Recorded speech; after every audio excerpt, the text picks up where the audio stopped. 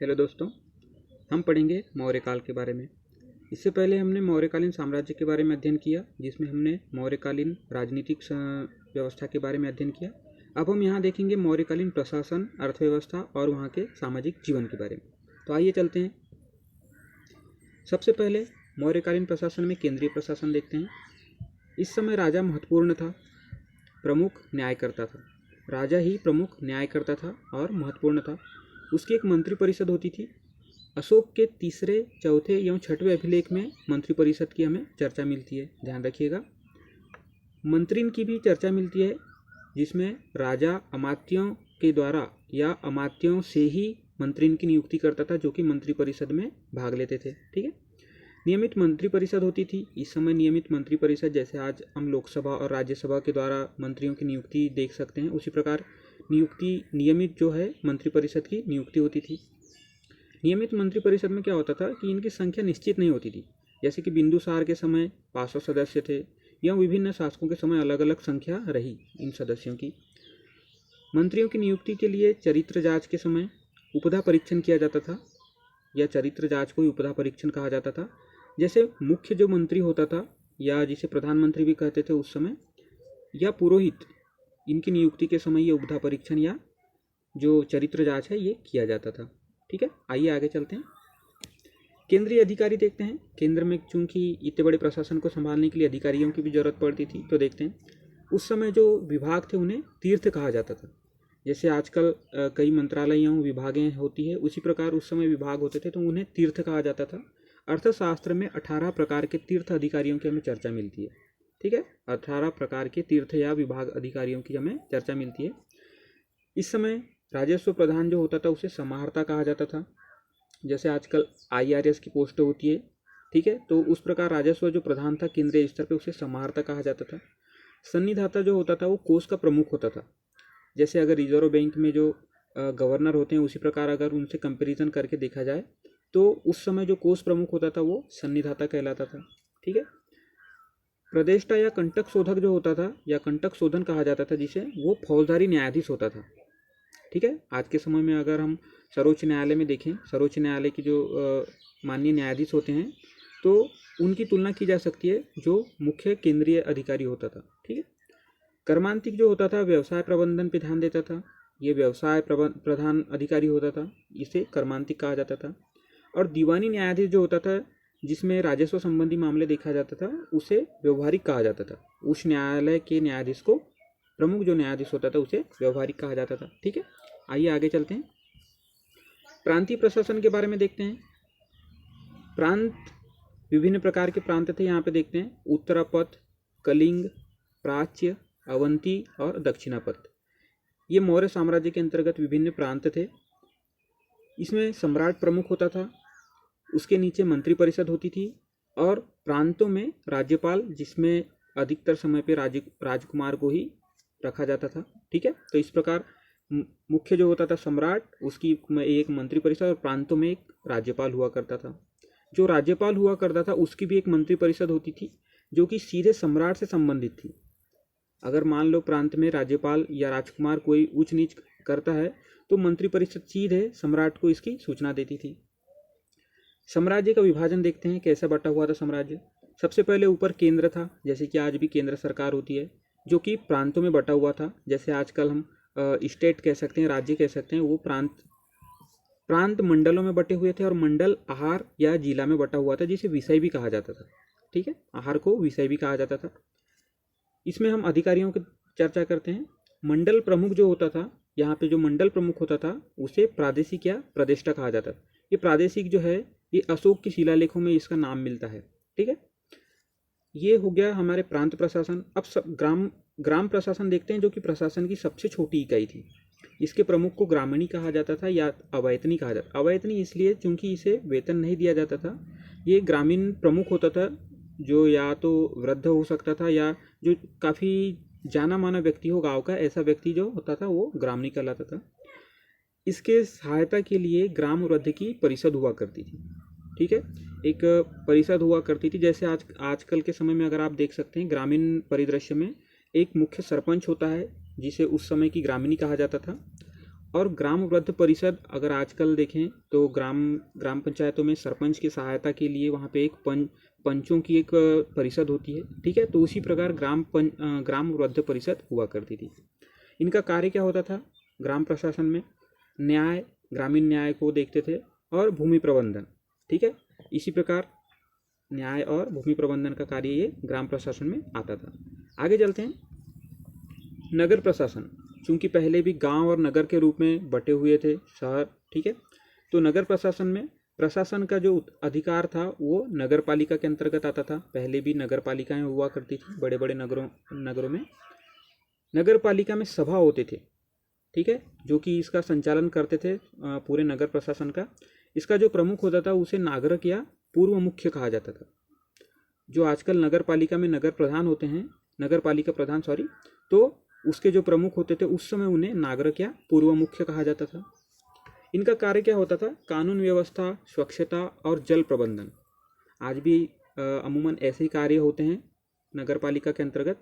तो पहले भी ये कानून व्यवस्था, स्वच्छता और जल प्रबंधन के कार्य होते थे। न्याय व्यवस्था देखते हैं। मौर्यकालीन सभ्यता या मौर्यकालीन साम्राज्य की न्याय व्यवस्था के बारे में चर्चा करते हैं। जो न्याय प्रधान होता था वो सम्राट सर्वोच्च होता था। सम्राट मतलब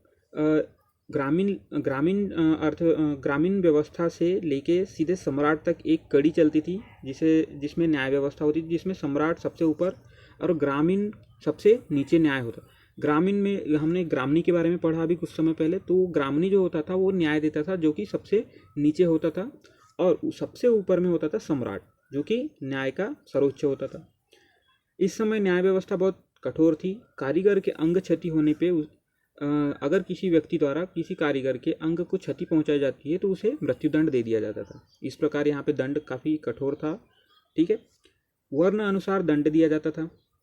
वर्ण अनुसार दंड क्या होता है कि चूंकि पहले के समय से ही हमारे भारतीय व्यवस्था में अगर देखा जाए सामाजिक जीवन में तो 4 वर्ण थे, ठीक है।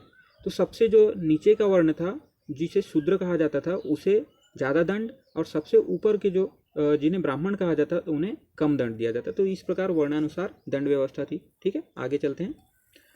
राजस्व प्रशासन देखते हैं। क्योंकि राजस्व है ये जो है ये राज्य का महत्वपूर्ण अंग होता है राजस्व, ठीक है। तो देखते हैं राजस्व के साधन क्या क्या थे। राजस्व के साधन सिंचाई थी, चारागाह जहाँ पे जानवरों को चराया जाता है, जहाँ पे घास वगैरह पाए जाते हैं, सड़क यातायात, इनसे भी कर वसूला जाता था, और खान, अगर किसी धातु की खान हुआ करती थी तो वहाँ से जो खनन द्वारा प्राप्त धातु से भी यहाँ पे राजस्व वसूला जाता था, ठीक है। अर्थशास्त्र में 21 प्रकार के कर का उल्लेख किया गया है। अर्थशास्त्र, कौटिल्य जी के अर्थशास्त्र में 21 प्रकार के कर का उल्लेख किया गया, जिसमें राजस्व को राष्ट्र कहा गया, मतलब राजस्व के लिए राष्ट्र शब्द का प्रयोग किया गया है, ठीक है।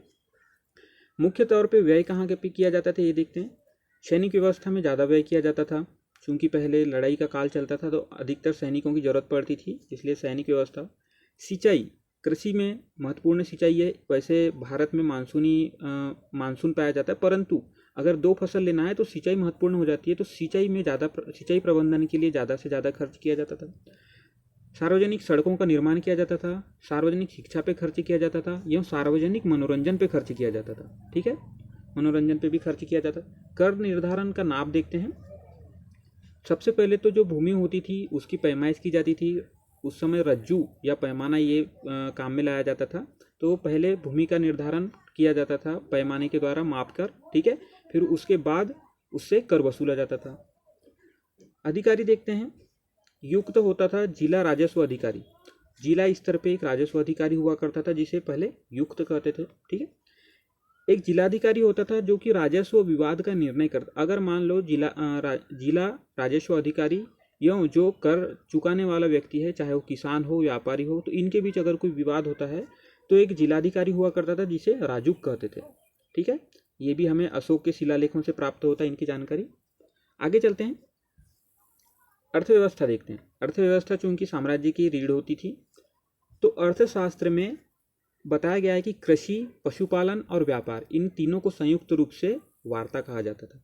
इस बात का ध्यान रखिएगा कि कृषि, पशुपालन और व्यापार, इन तीनों चीज़ों को मिला के अर्थशास्त्र में इसके लिए वार्ता शब्द का प्रयोग किया गया है।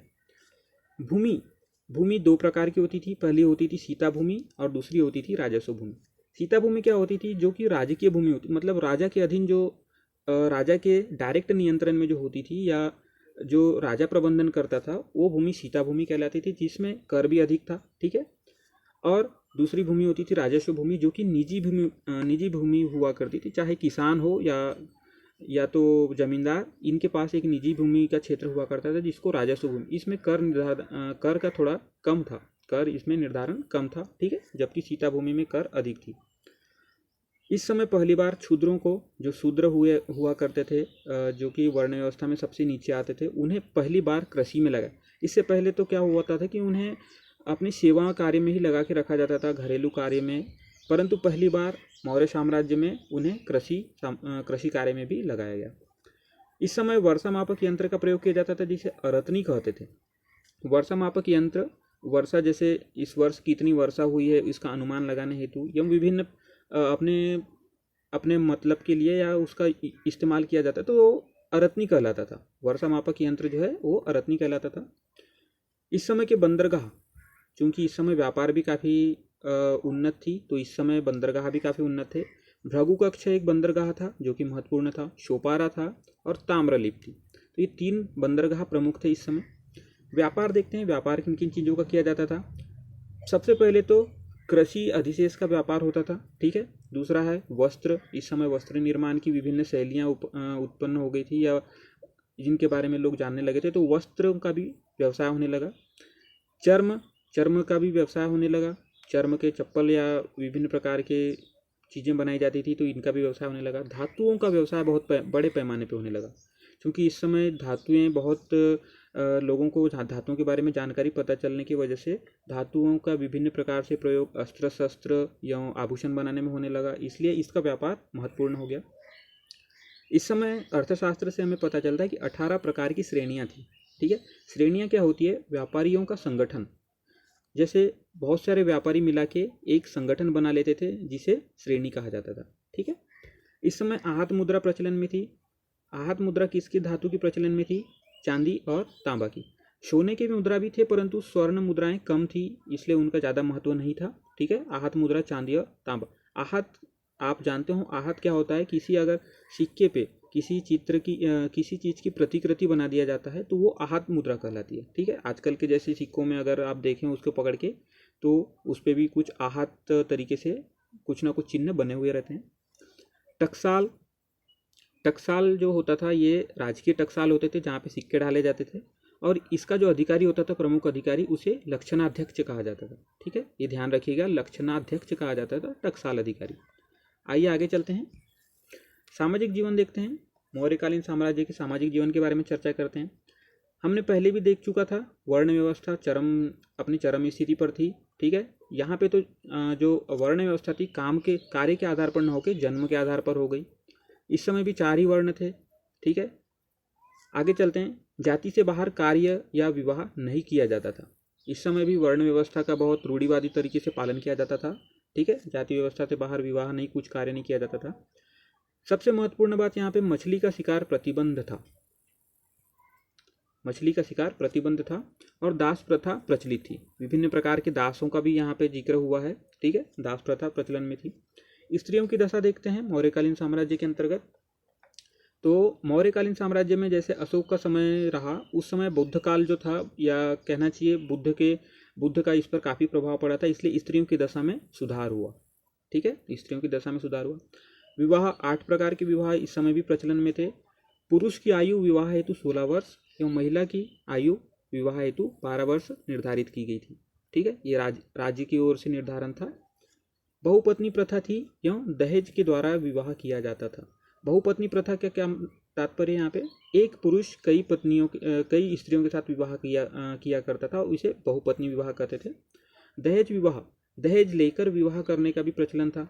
ठीक है। शिक्षा देखते हैं। शिक्षा का भी काफ़ी महत्वपूर्ण योगदान रहा। तक्षशिला उस समय सबसे महत्वपूर्ण विश्वविद्यालय के रूप में उभरा, जो कि पूरे विश्व में महत्वपूर्ण विश्वविद्यालय था ज्ञान के लिए। ठीक है। इसमें 2 प्रकार के शिष्य शिक्षा अध्ययन करते थे। पहले थे आचार्य भागदायक, जो शुल्क अदा करके शिक्षा ग्रहण करते थे, और दूसरे थे धम्मवंते वासिक, इन्हें धम्मवंतेवासी इसलिए कहा जाता था क्योंकि ये शुल्क अदा न करके कहना चाहिए आचार्यों की सेवा करने के बदले में शिक्षा ग्रहण करते थे। ठीक, तो इन्हें धम्मवंतेवासी कहा जाता था। शूद्रों को शिक्षा के लिए निषेध करके रखा गया था इस समय भी।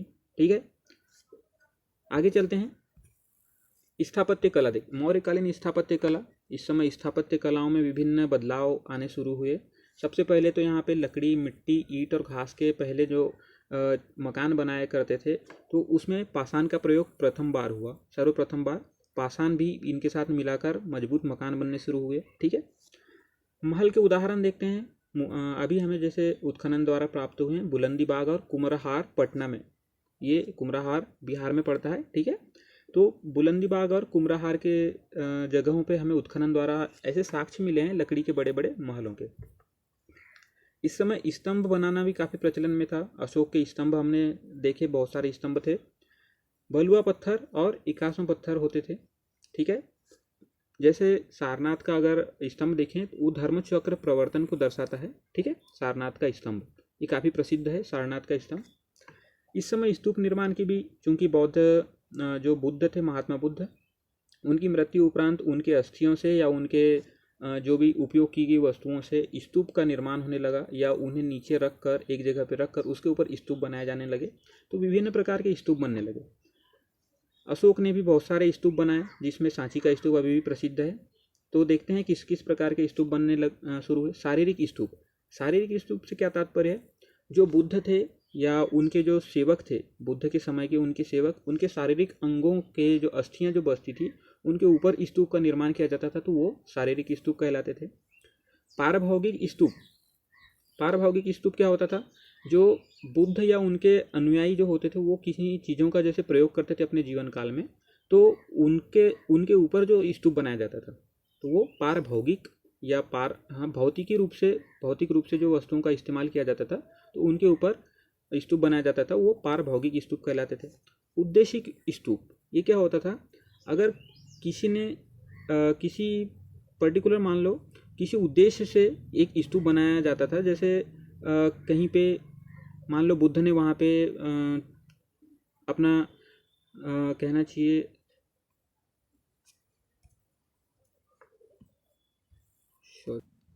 तो हम पढ़ रहे थे स्तूप। तो अगर यहाँ पे मान लो उद्देशिक स्तूप क्या होते थे? अगर मान लो जो महात्मा बुद्ध थे उन्होंने किसी जगह की वहाँ पे गए, वहाँ पे उपदेश दिया, तो ऐसी जगहें जो थी वहाँ पे भी स्तूप का निर्माण कर दिया गया उद्देशिक तौर पे, कि वहाँ पे भगवान बुद्ध या महात्मा बुद्ध पधारे थे, इस वजह से वहाँ का उद्देश्य महत्वपूर्ण होने की वजह से वहाँ पे स्तूप बनाया गया। संकल्पित स्तूप, ये क्या होते थे? अगर किसी ने निर्णय लिया कि कहीं पे मुझे स्तूप बनवाना है, या कई राजा महाराजा भी ऐसे थे उस समय मौर्यकालीन साम्राज्य के अंतर्गत कि उन्होंने संकल्प लिया कि वहाँ पे स्तूप बनाऊंगा या इतने सारे स्तूप बनाना है मुझे, तो इस प्रकार जो स्तूप बनाए गए संकल्प लेने के बाद वो संकल्पित स्तूप कहलाए। ठीक है, इस समय गुहा विहार भी काफ़ी प्रसिद्ध थे, जिसमें अशोक ने सुदामा और कर्ण चौपर के गुफा बनाए जो बराबर पहाड़ियों पे हैं। ठीक है, अशोक के पौत्र दशरथ ने भी विभिन्न प्रकार के गुहा विहार बनाए इसमें, ठीक है, बराबर पहाड़ियों के ऊपर। मूर्ति कला देखते हैं। मूर्ति कला भी काफ़ी उन्नत अवस्था में थी इस समय। मूर्तियां देखते हैं, हमें अशोक स्तंभ के ऊपर जो पशुओं की छोटी छोटी मूर्तियां प्राप्त होती है, ये इसका महत्वपूर्ण उदाहरण है। वहीं अगर उड़ीसा के जगह पे धौली एक जगह है उड़ीसा में, वहाँ पे देखें आधा हाथी की अभी भी मूर्ति बनी हुई है। ठीक है, तो ये भी एक महत्वपूर्ण उदाहरण है मूर्ति कला का। ठीक है, तो आइए अब हम देखते हैं हमने क्या क्या अध्ययन किया। हमने सबसे पहले देखा मौर्यकालीन प्रशासन के अंतर्गत केंद्रीय प्रशासन, फिर देखा केंद्रीय अधिकारियों के बारे में चर्चा की, फिर प्रांतीय अधिकारियों के बारे में चर्चा की और ग्राम प्रशासन के बारे में चर्चा किया, नगर प्रशासन के बारे में और न्याय व्यवस्था के बारे में चर्चा किया, राजस्व प्रशासन के बारे में विस्तृत चर्चा की, अर्थव्यवस्था के बारे में भी हमने विस्तृत चर्चा किया। ठीक है, आगे हमने देखा सामाजिक जीवन के बारे में, स्त्रियों की दशा देखी, शिक्षा देखा। ठीक है, और स्थापत्य और कला के बारे में विस्तृत चर्चा की। तो ठीक है दोस्तों, अगर आपको ये जानकारी पसंद आती है तो इसे शेयर कीजिए। धन्यवाद।